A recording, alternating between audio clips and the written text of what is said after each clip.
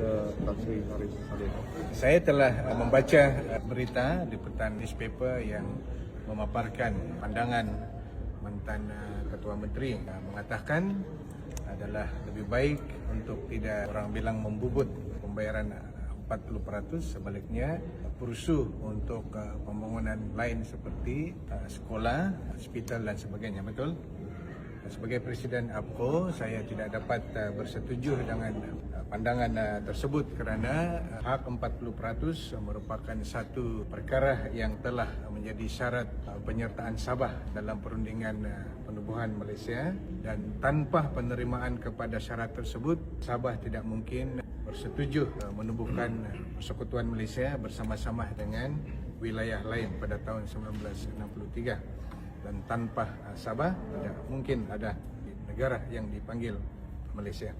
Persetujuan itu juga telah dibawa kepada Perlembagaan Persekutuan Malaysia, perkara 112 dalam Perlembagaan Persekutuan. Pembangunan ataupun tanggungjawab untuk membina kemudahan sekolah, hospital, lebuh raya dan banyak perkara lain, itu sudah menjadi tanggungjawab kerajaan persekutuan. Itu pun dalam perlembagaan persekutuan juga. Kita ada senarai persekutuan, kita ada senarai negeri dan kita ada senarai bersama.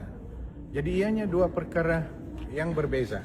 Hak 40% itu adalah tanggungjawab perlembagaan yang mesti dan sepatutnya dilaksanakan. Tanggungjawab untuk pembangunan di bawah senarai persekutuan seperti pendidikan, kesihatan, lebuh raya, keselamatan dalam negeri, keselamatan sempadan, itu tanggungjawab kerajaan persekutuan yang telah dipersetujui semasa penubuhan Malaysia. Jadi saya tidak dapat bersetuju dengan pandangan mantan Ketua Menteri Tan Sri Haris Salim, dan pendirian APCO sangat jelas.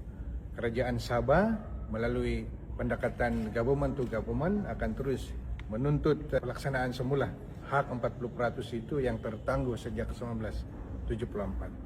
Kita juga menyokong apa juga pendekatan oleh rakyat Sabah yang lain, sama ada pendekatan melalui perundangan atau pendekatan melalui meningkatkan kesedaran di kalangan rakyat Sabah melalui dialog ataupun penulisan akademik ataupun forum-forum.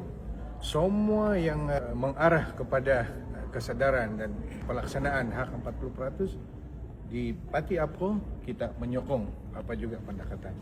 Sebagai timbalan Ketua Menteri mewakili Parti APCO, sudah tentu ada tanggungjawab kita di peringkat Kerajaan Sabah untuk memastikan saluran ataupun pendekatan government to government itu dibuat, dan Yang Amat Berhormat Ketua Menteri telah menyatakan pendirian yang sangat tegas. Saya tidak dapat bersetuju sama sekali dengan mantan Ketua Menteri Sabah tersebut. Saya amat pasti isu ini akan menjadi satu topik yang akan dibahaskan oleh ahli-ahli Dewan kita, dan Kerajaan Sabah melalui Yang Amat Berhormat Ketua Menteri nanti akan menggulung perkara ini di Dewan Undangan ini.